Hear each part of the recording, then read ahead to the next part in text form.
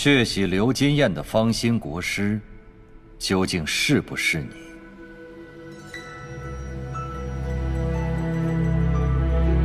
不错，是我。 Why did XIE Lian admit the murder of Lang Qianqiu's parents? First, we have to know the history of Shanla and Yong'an. When Yong'an invaded Shanla centuries ago, the Shanla royal bloodline was constantly being chased after, and the last remaining descendant in Shanla's bloodline was Anla. During those times, the Shanla clan experienced violence and oppression from the Yong'an clan. But when the new generation of rulers took the throne, when Lang Qianqiu's father became king, his very first decree was to break the culture of oppressing the people of Shanla. During that time, the people of Shanla and the people of Yong'an finally experienced peace between them. Then, Qianqiu and Anla became close friends. Second, we should also remember that when the Shanla kingdom fell, XIE Lian became an imperial preceptor of Yong'an after saving the life of a 12-year-old Lang Qianqiu. 我曾为一伙贼人所欺。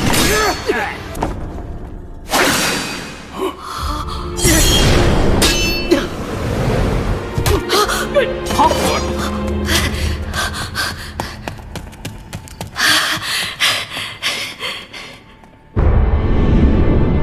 千秋。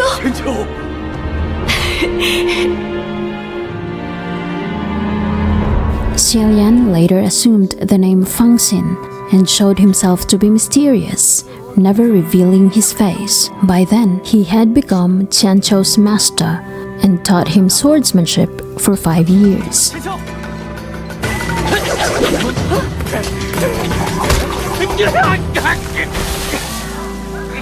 Third, we must remember that Shalang is of royal blood too, a cousin of XIE Lian on the maternal side. Shalang instigated a plan to attack the Yong'an royal family and colluded with Anla to make the Yong'an kingdom fall. Thus, the murderous scheme was carried out on Lang Qianqiu's 17th birthday, with Shalang's underlings murdering everyone present at the gilded banquet.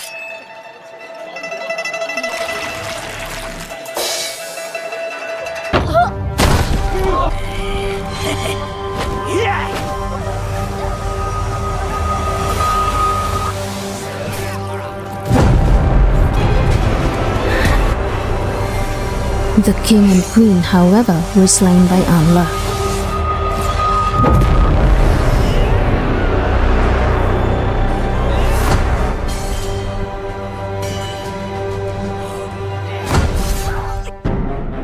State Preceptor Fangxin showed up at the last minute and was astounded to see the carnage taking place in front of him. Anla believed the murder had been executed flawlessly, but as soon as the State Preceptor showed up, he took off. And oops, sir, those are foul words. Well, this time, pretty sure XIE Lian saw red. So, in order to prevent the king from giving orders to Lang Qianqiu and to protect the common people, Preceptor Fangxin did the last blow.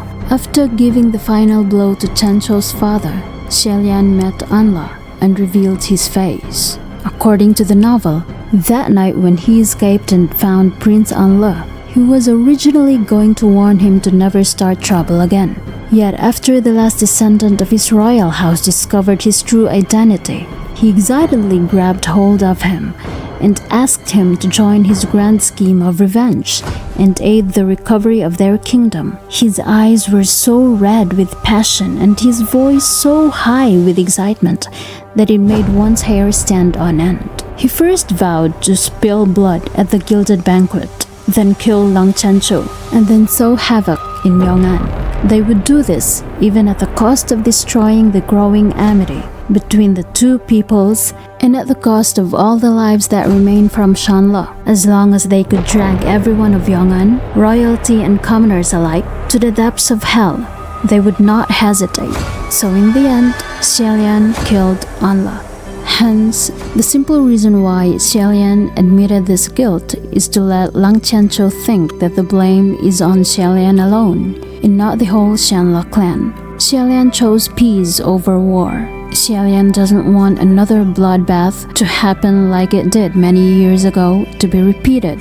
He doesn't want the royal family of Yong'an to bear a grudge against all the people of Shanla, and likewise. He did this to avoid conflict between the two clans. Thus, Shanla said this line, "Isn't it better to hate one instead of a group?" Now that Lang Qianqiu has known the truth, Xie Lian is worried that Lang Qianqiu's view of Xie Lian's teachings is all nonsense, and that, in the end, all the people surrounding him were liars and really didn't care about peace and unity, and that the concept of righteousness is plain bullshit. Because now, to think about it, it is no longer Xie Lian's fault alone. Because now, Prince Anla is counted, Shalang is counted, everyone in Xianla is counted. Isn't it better to hate one instead of a group? Must he think that everything I taught him was false, nothing more than empty bullshit?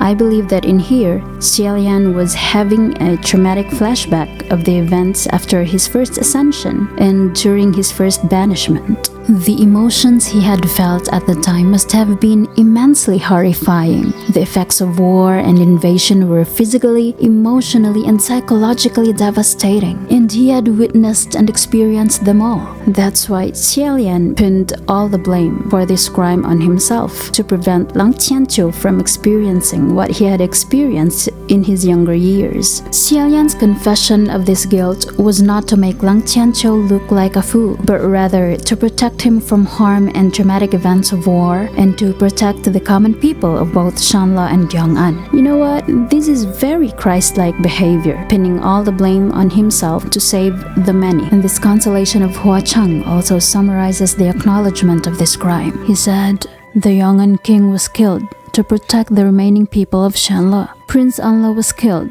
to prevent the two clans from fighting.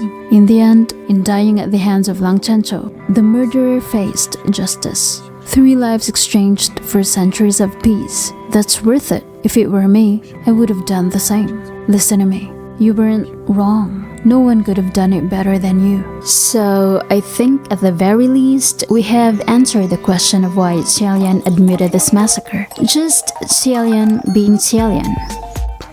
By the way, I just finished TGCF like last week, so I edited a few lines in this video because I don't want to create like misconceptions about this part. While making the first video, I was just assuming then that that was what happened because I've only read up until volume 3 and I was just getting started to volume 4. So obviously my knowledge about Xie Lian and Qianqiu weren't complete and just full of assumptions, you know? So I've edited it and re-uploaded it. And even this line right here, we are still not sure if they really were massacred because whether this line is true or not, I still wanted to delete it because it wasn't made clear how Prince Anla's parents died. Maybe they died because of the Yong'an soldiers massacre, or they were stuck in a dire situation like Xie Lian's parents and pushed them to take a suicide. We didn't know. Clearly, this is still an assumption, so correct me if I'm wrong, but it was not mentioned how Prince Anla's family died. In terms of the specifics, I would not say they were massacred or what, but still, at the end of the day, whatever happened was the effects of Yong'an invasion. So thank you so much, and see you next time. Bye!